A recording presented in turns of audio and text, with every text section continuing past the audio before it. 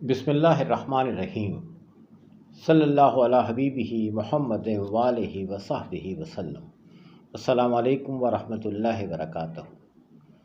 پاکستان کی تاریخ میں کئی بار ایسا ہوا ہے کہ ملک کو کوئی شدید خطرہ لاحق ہوا اور ایسے میں قدرت کی طرف سے بہت بڑی مدد آ گئی۔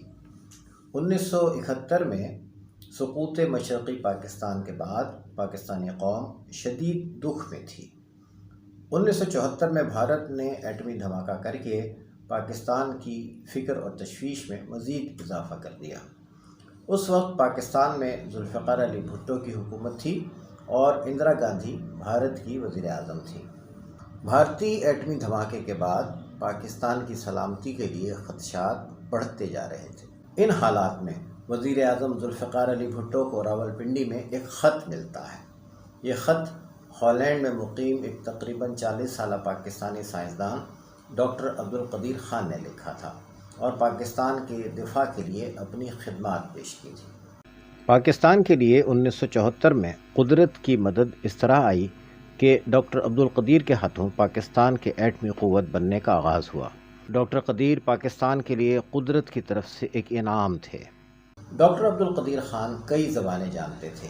سائنسدان ہونے اور کئی زبانیں جاننے کی وجہ سے ڈاکٹر صاحب کو بجلی کی پیداوار کے لیے یورینیم انرچ کرنے کے پروجیکٹ پر کام کے مواقع ملے۔ بہت ذہین اور اپنے کام میں ماہر اس پاکستانی نے جلد ہی یہ جان لیا تھا کہ یورینیم کو انرچ کیسے کیا جاتا ہے۔ ایٹم بم بنانے کے لیے اصل ضرورت انرچڈ یا افزودہ یورینیم کی ہی ہوتی ہے۔ وزیر اعظم ذوالفقار علی بھٹو نے ڈاکٹر عبدالقدیر خان کو پاکستان بلایا اور انہیں یہاں کام کے مواقع دیے۔ کام کے ابتدا میں ہی ڈاکٹر عبدالقدیر خان کو بعض افسروں کی جانب سے بہت رکاوٹوں کا سامنا کرنا پڑا۔ 1 سال بعد ڈاکٹر قدیر نے بھٹو صاحب کو پھر ایک خط لکھا اور پاکستان سے واپسی کی اجازت چاہی۔ ذوالفقار علی بھٹو ڈاکٹر قدیر کی صلاحیتوں کو اور ان کی اہمیت کو سمجھ چکے تھے۔ بھٹو صاحب نے ڈاکٹر قدیر کو روایتی سرخ فیتے کی جکڑ بندیوں سے نکال کر آزادانہ کام کرنے کے مواقع فراہم کیے۔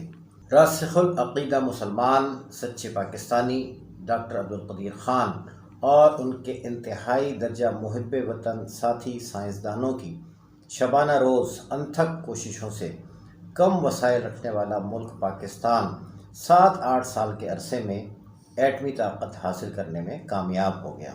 یہ بظاہر ایک ناممکن کام تھا۔ ساری دنیا حیران کہ وہ ملک جو معمولی پرزے تک نہیں بنا سکا وہ ایٹم بم بنا لے گا۔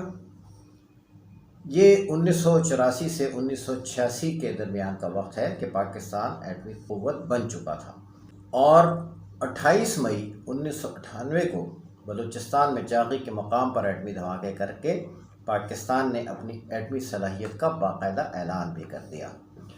ڈاکٹر عبدالقدیر کی زیر نگرانی پاکستان کا میزائل پروگرام بھی شروع ہوا۔ ایٹمی دھماکوں سے پہلے اپریل 1998 میں پاکستان نے غوری میزائل کے کامیاب تجربات کیے۔ ڈاکٹر عبدالقدیر خان اور ان کے ساتھیوں نے پاکستان کا دفاع ناقابل تسخیر بنا دیا۔ ساری قوم ڈاکٹر عبدالقدیر خان کی ہمیشہ مقروض رہے گی۔ اس بہت بڑے کارنامے کے بعد ڈاکٹر قدیر کی خواہش تھی کہ اب پاکستان کو معاشی طاقت بنانے پر توجہ مرکوز کی جائے۔ ڈاکٹر عبدالقدیر خان پاکستان میں تعلیم کا فروغ چاہتے تھے۔ وہ پاکستان کو صنعتی لحاظ سے ترقی کرتا ملک دیکھنا چاہتے تھے۔ 1974-75 میں ڈاکٹر عبدالقدیر خان کو پاکستان میں اپنے کام کے آغاز میں ہی کئی مخالفتوں کا سامنا کرنا پڑا۔ پاکستان کو ایٹمی قوت بنا دینے کے بعد بھی ڈاکٹر صاحب کو پاکستان میں اور بعض ممالک کی طرف سے بھی مخالفتوں کا سامنا رہا۔ ناظرین و سامعین کرام، قائد اعظم محمد علی جناح نے بہت مخالفتوں کے باوجود پاکستان بنانے میں کامیابی حاصل کی اور فرزند پاکستان عبدالقدیر خان نے بڑے عزم و ہمت کے ساتھ انتہائی مشکل حالات کا سامنا کر کے پاکستان بچانے میں اپنا کردار ادا کیا۔ عوامی حلقوں میں یہ وجہ طور پر کہا جاتا ہے کہ قائد اعظم نے پاکستان بنایا، ڈاکٹر عبدالقدیر نے پاکستان بچایا۔ افسوس کہ پاکستان میں بعض سرکردہ افراد کی طرف سے ڈاکٹر قدیر کے عظیم الشان کارناموں کو سراہا نہیں گیا۔